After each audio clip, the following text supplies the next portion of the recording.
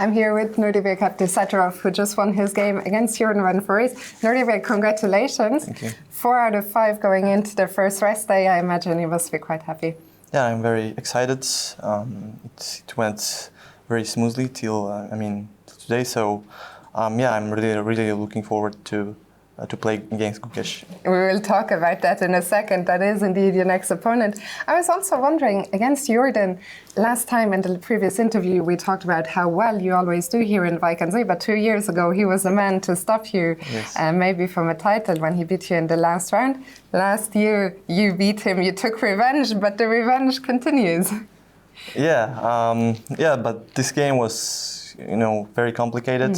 I played Caro-Kann. We can just go through the lines. Yeah, I wasn't expecting this line from him, c4. I didn't check it before the game, so I had to remember my analysis here, but I think I didn't manage. In 92, 97. How tricky is it for you? How difficult is it? Because there's so much to remember. Usually, I try to play as fast as possible, even when I don't remember my analysis. Just just to be confident and just to keep up the pressure. So a3, bishop a5. I think here he got very nice advantage. Yeah, bishop g6 is, I think, it's a bad move. After h4, I think around here, the computers were not too happy with this bishop g6, h6. Yeah, it's very suspicious. You felt it at the board, yes, that after rook g8, okay. I think c5 is very strong, just to close this center, and he has this massive space advantage. Well, but he played bishop e2, gave me this dc, bishop c4, knight d7, and then it became very complicated. Yeah. He played b5.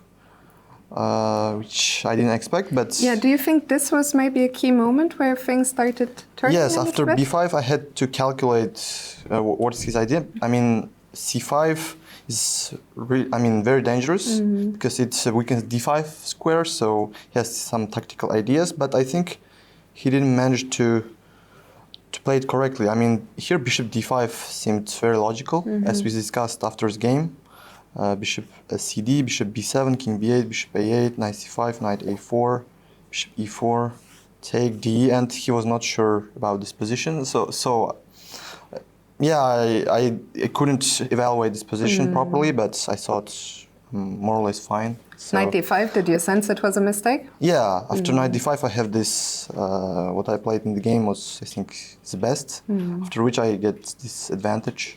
And then, it was around here, queen e2, I had to calculate these long variations, but I was a little bit lucky, like here, for example, he has this rook, instead of queen a2, he has this rook fa4, after which I had to play like queen h2, king f1, I calculated this long forced line, rook e8, king d3, c4, take, queen h4, g4, b5. Crazy stuff. Yeah, king b5, and it continues till king c6, and I have queen f6 here, after which I win. What goes on in your mind when you calculate such a line and you see it all works out and it's such a beautiful line? Yeah, I had a feeling it should work out because, I have... Does it give you some satisfaction, some positive energy during the game? I mean, partly because I always like to calculate, so I try to find this kind of lines. So yeah, it was very pleasant during this game to find out this queen f6. Actually, in this moment here, when where was it? Somewhere around here, when you took on e5, I think Jordan went into a long think. We saw you guys. Yes. On the camera, it was clear that he understood suddenly, and you were standing there, and it looked like you had it all figured out. Yeah, I had calculated. So you knew what was coming. 4 out of 5, as we mentioned.